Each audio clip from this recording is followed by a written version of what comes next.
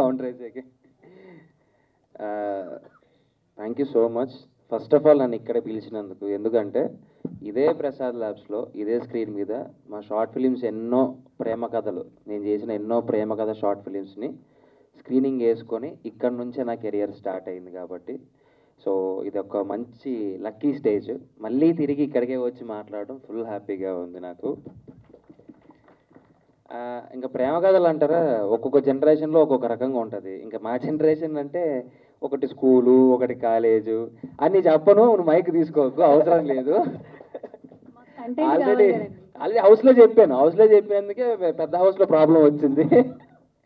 అన్నీ ఉండవు. So love stories generation తేడా ఉంటుందన్న. నువ్వు ఏ జనరేషన్ చెప్పు. 2020 నేను ఓపెనింగ్ చెప్తున్నా, ఈ బ్రదర్ని నేను స్కూల్కి వెళ్ళేటప్పుడు సీరియల్లో చూసేవాడు. ఏంది?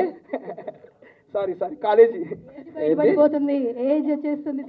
ఒకసారి వాణి నన్ను పక్కన నించోబెడితే ఎవరి ఏజ్ కరెక్ట్ చెప్తారు. కొంచెం తిని పొద్దయ్యానులే కానీ. కొంచెం తిని పొద్దయ్యావా? సార్ మాట్లాడు.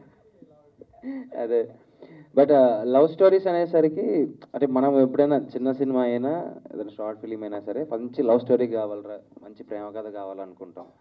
So never ending love stories అండి. ఎప్పుడు ఒక స్టోరీకి ఎండ్ ఉండదు అంటే అది ప్రేమ కథ. ఎంత రాసినా రాస్తూనే ఉంటాం, అది ఎంత యాక్ట్ చేసినా చేస్తూనే ఉంటాం. బేసిక్గా నాకు బాగా ఇష్టం లవ్ స్టోరీస్.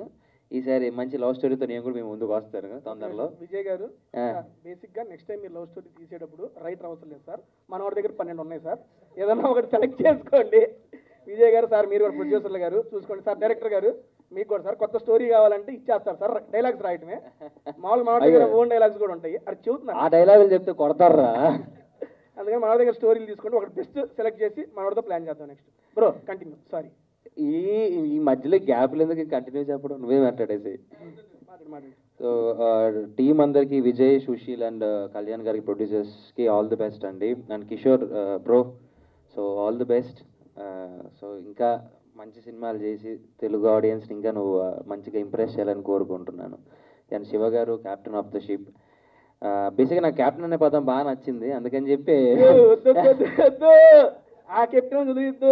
ఏమండి బిగ్ బాస్ లో ఎంతమంది కెప్టెన్లు ఉన్నా ఆఖరికి 15వ వారం కూడా నాగార్జున సార్తో కెప్టెన్ అని పిలిపించుకున్నావయ్యా నువ్వు. అండ్ మాటి వాళ్ళు గిఫ్ట్గా కూడా ఇచ్చారు కెప్టెన్ అని చెప్పి. దానికోసం శాయి శక్తిలా ప్రయత్నించావు. మనోడు అయ్యాడు కెప్టెన్, మనోడు చేసిన కెప్టెన్ కూడా ఏడే ఉంది. నెక్స్ట్ మాట్లాడేది ఇబ్బంది ఏం లేదు. ఒరే ఎందుకు కెప్టెన్ అంటాను ఇది నీకు? Because captain of the ship కాబట్టి. అనవసరంగా అడిగాను, మాట్లాడు కదా అందుకే. సార్ శివ గారు ఆల్ ద బెస్ట్ సార్. నిజంగా అంటే నేను ట్రైలర్ చూశాను సార్. బీచ్ దగ్గర ఉన్న ఒక సీక్వెన్స్ ఉంటుంది, తనకి ఇక్కడ దెబ్బ తగిలితే తను ముద్దు పెట్టి ఆ క్యూట్ చిన్నవి సీన్స్ చాలా బాగుంది సార్. రొమాంటిక్గా చాలా నీట్గా ఉంది. అండ్ లాస్ట్ ఫైట్ ఒక ఊరంతా గొడవ పడడం రావడం అదంతా చాలా బాగుంది సార్, చాలా నచ్చింది. All the best sir, congratulations.